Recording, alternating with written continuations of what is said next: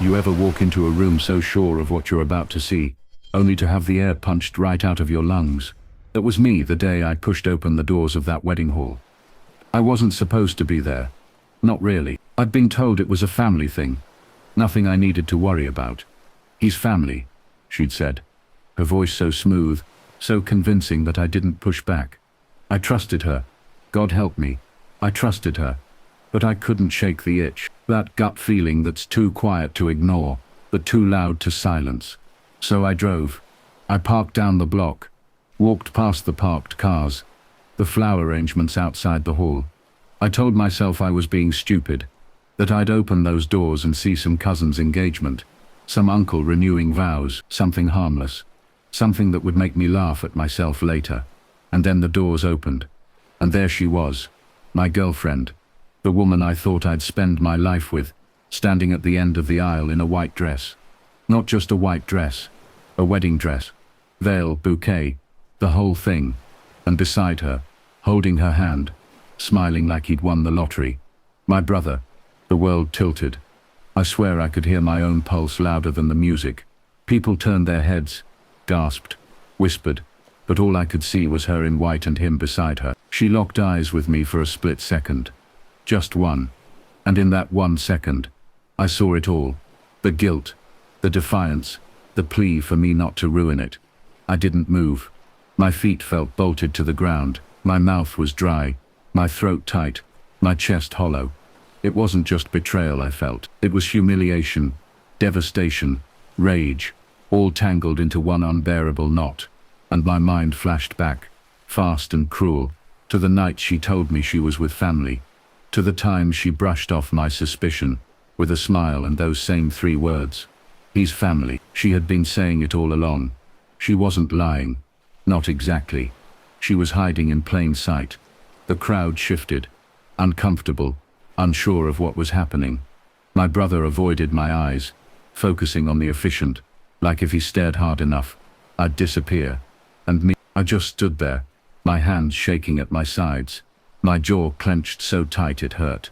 I thought about storming down the aisle, grabbing him by the collar, dragging him out in front of everyone. I thought about ripping the bouquet from her hands, throwing it to the floor, screaming until the walls shook. But instead I did something else. I laughed, quietly at first, then louder. The sound was bitter, hollow, but it was because the absurdity of it all, the audacity, the shamelessness, was too much. The officiant froze. The guests whispered. My mother buried her face in her hands. My father looked like he was about to explode.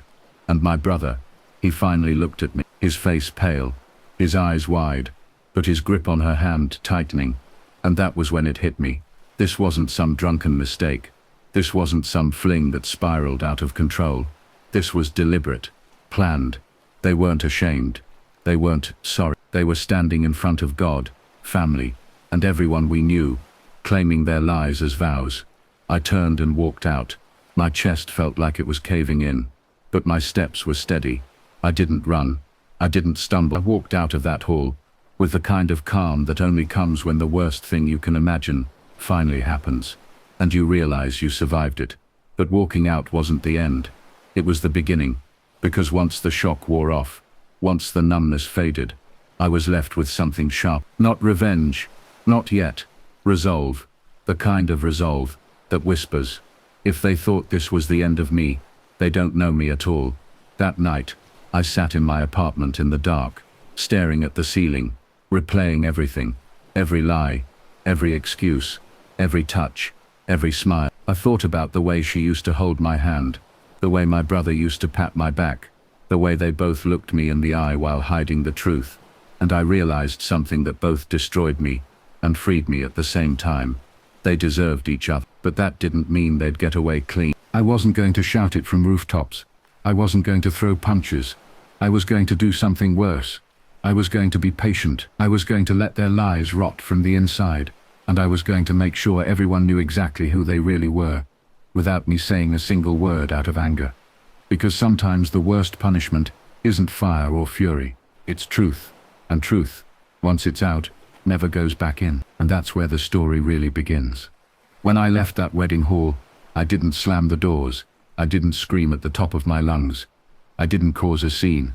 I walked out quiet, steady, like a man carrying something too heavy to put down, but too dangerous to drop. People saw me leave. They must have whispered, asked each other questions, but I didn't care. My whole body felt numb, but inside my head was fire. The kind that doesn't burn wild, the kind that smolders slow and steady, waiting for the right gust of air to become an inferno. I sat in my car in the parking lot for a long time, hands gripping the wheel so hard my knuckles turned white. Through the windshield, I could still see the glow of the hall lights, still hear faint echoes of music and laughter drifting out when the doors opened. They were in there, celebrating what?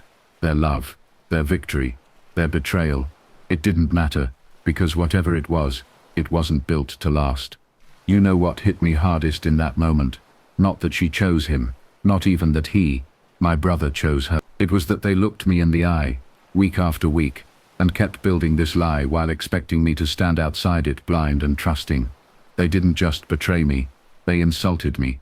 They thought I was too stupid, too naive, too soft to ever see the truth. And that was their mistake. The next morning, I woke up with a decision. I wasn't going to let this eat me alive in silence. I wasn't going to drink myself numb, or bury myself in work, or pretend it never happened. No, I was going to face it. But I wasn't going to face it the way they expected. They expected me to explode, to break things, to curse them, to fall apart. And then they'd use that, spin it, tell everyone I was unstable, jealous, bitter. I wasn't giving them that satisfaction. Instead, I started collecting, quietly, carefully. I called a cousin who'd been at the wedding, asked for photos, not directly of them, just of the decorations. She sent me plenty candid group shots, blurry clips of dancing. In more than a few, you could see her in white, him at her side, the two of them smiling like royalty. I saved every single one. Then I went back through my own phone, my old emails, the little details I'd ignored, text from her that said with family on nights she didn't come home, calls from him cut short when I walked into the room, receipts for dinners, for hotel rooms, for things that didn't add up. It was all there, a trail I'd never pieced together until now. And the letters that was the cruelest part. A few weeks before the wedding, I'd found a folded note tucked inside a book she left at my place. At the time I thought it was some random scribble, didn't even read it. Now, I pulled it out. It was in her handwriting, addressed to him. I can't wait for the day we don't have to hide anymore. The day she'd written about had come, and it was yesterday, their wedding. For days I stayed quiet. I didn't answer her text, didn't call my brother. My parents tried to reach me, but I ignored them too. I needed space. But inside, I was planning, because I knew this wasn't just about me. This was about everyone they had fooled. Our family, our friends, the people who thought they knew the truth. The opportunity came faster than I thought. My mother called, voice trembling, asking me to come for dinner. "We need to talk," she said.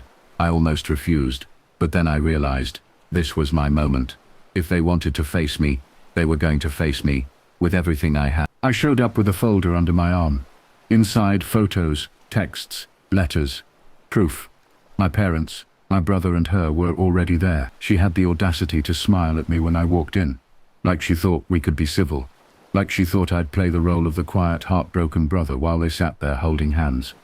I sat down, placed the folder on the table, and looked around. "You all wanted to talk," I said calmly.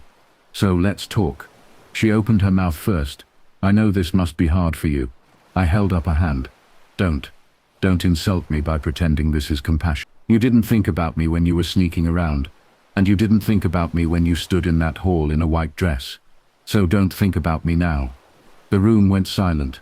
My father shifted uncomfortably. My mother's eyes filled with tears. My brother looked down at his hands, shame painted across his face. Then I opened the folder, one by one. I laid out the evidence. The photos from the wedding, the texts, the letter. You both thought you could keep me in the dark, that I'd never piece it together, that I'd just swallow whatever you fed me. But the truth always leaves crumbs, and I picked up every single one. My brother muttered, "It just happened. We didn't mean for it to." I cut him off. "No, don't say that. You don't trip and fall into vow. You don't accidentally walk into a wedding hall in a tux while she's in a dress.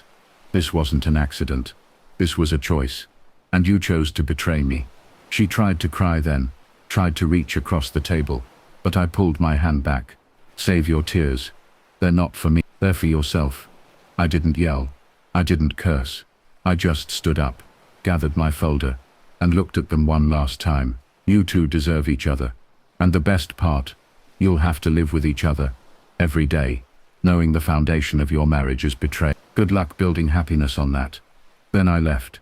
Walking out of that house, I felt lighter than I had in weeks. Not healed, not yet, but lighter. Because I wasn't carrying their secret anymore. I dropped it right in their laps, where it belonged. And you know what's fun? Months later, word started spreading. Friends whispered, family talked. The perfect couple wasn't so perfect anymore. Cracks appeared fast. Trust built on lies doesn't last long. He accused her of hiding things. She accused him of flirting. The same poison they fed me started eating them alive. And me, I rebuilt. Slowly, painfully, but I rebuilt. And I realized something. The moment I walked into that wedding hall, I thought my life had ended. But in reality, that was the day it truly began. Because from that moment on, I stopped living in lies. I stopped carrying other people's deceit. I walked into fire. Yes, but I walked out forged. Stronger, clearer, untouchable. So when I hear her voice in my head sometimes whispering, he's family, I don't break. I laugh. Because she was right. He was family.